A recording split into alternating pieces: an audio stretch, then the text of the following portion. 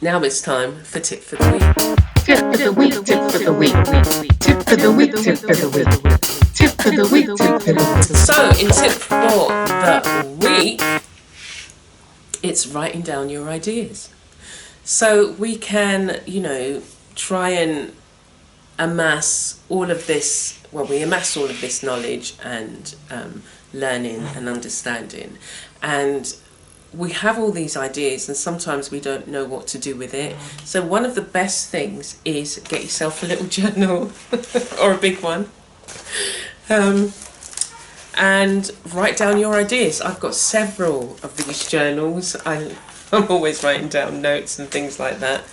And it's a good place to just park your thoughts and then come back to them, because if you keep them in your head, more than likely you will forget, especially those nuggets that you think, oh my gosh, that's a really great idea. If you can't work on it there and then, write down as much as you can and put it on paper. So I've done that with courses. Since I've created my own course, I do lessons all the time for other courses, but doing your own course is so much more, there's so much more to it.